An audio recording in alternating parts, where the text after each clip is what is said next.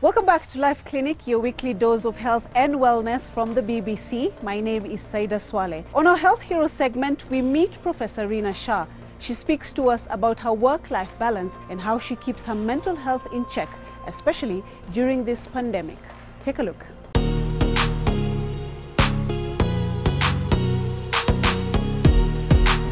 How are you feeling today? Much better. Any cough? We're here at the Aga Khan University Hospitals, one of the private facilities in Kenya currently treating COVID-19 patients. We understand that for any patient to be admitted here in the hospital, a mandatory COVID-19 test has to be done beforehand. But today, we come to meet the lady who heads the infectious disease unit. I remember before COVID, I'd go for my social gatherings and I'd be asked, oh, what do you do? And I'd say, I'm an infectious disease specialist. And the question is, oh, you manage the heart or you manage the kidney? My name is Professor Reena Shah. I'm an infectious disease specialist here at the Aga Khan University Hospital, Nairobi. I wake up in the morning and try and get some reading done. Then I have my breakfast and come to work. Usually I'm in clinic by 7:38 in the morning and I see patients, so outpatients in the morning. That's how I start my day, from within Nairobi, Kenya, within Africa. We also have patients from within the region. So that's when I see my outpatients, and about 11 o'clock is when I do my ward round. So the admitted patients with infectious diseases. I do a ward round. There's a whole group of us. We're a university, so I have residents, we have fellows, and we round on our patients who are admitted, discuss patients. It's like a teaching round.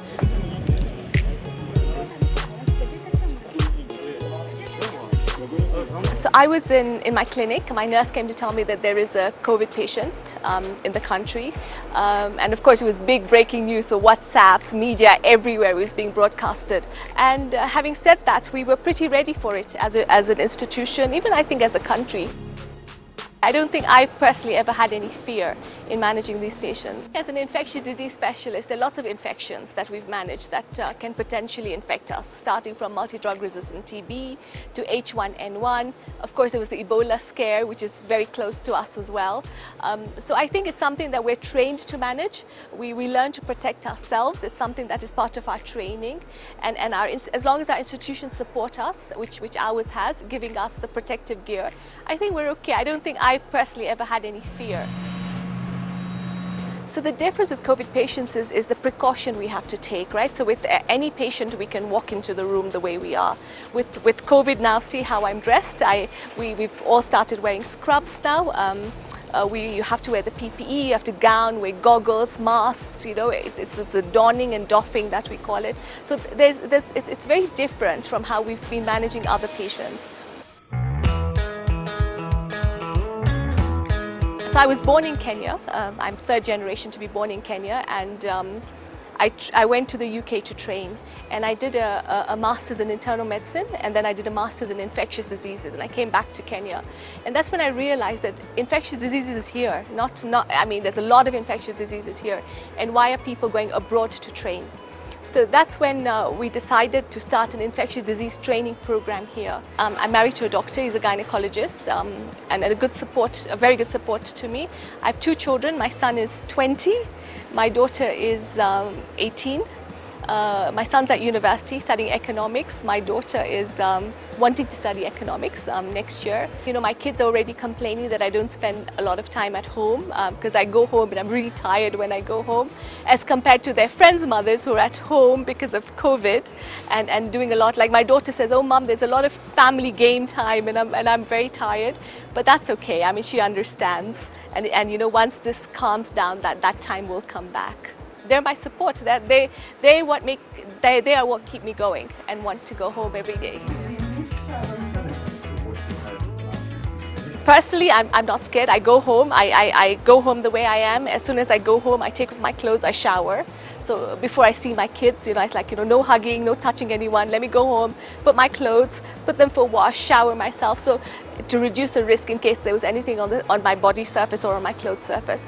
My family's not scared because, you know, I guess it's you transmit anxiety, but because I'm not anxious, I think my children and my husband are cool about it.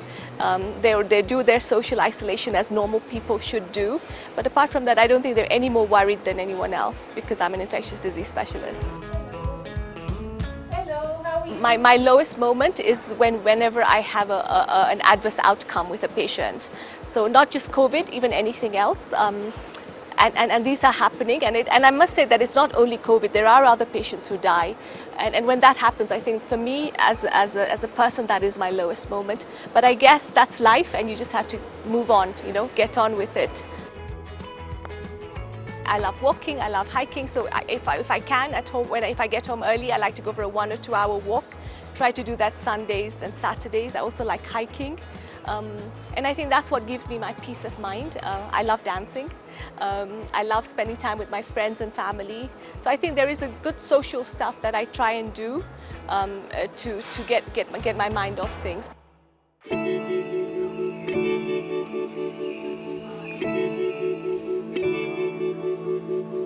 My success is when the COVID patients are really sick, they go to critical care and then they walk home. And we've had a number of those, and when I see them in clinic, I just feel really good. I mean, for me to see that we walked that journey from their admission, through the ward, through critical care, the ICU, they were ventilated, intubated, and we managed them, and then they went back to the ward and they were discharged home. There have been a couple of them, and I mean, I saw one yesterday in clinic. There's another one who's coming to see me. For me, that's my success story. So one of others, they need. Believe in what you do. And do your best. If you give your patient your best, right? You give your patient your best, that's what you can do, and keep doing it. Do not take shortcuts. Do your best and you'll sleep well at night. We still don't know a lot about COVID. We don't know what it is. We're learning, the scientific community is doing a lot of research. We're trying to learn more about it. So until we know, just be careful.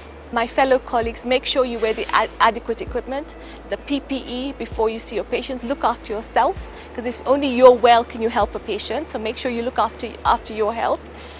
Inevitably, you may get infected, as we've seen in other countries.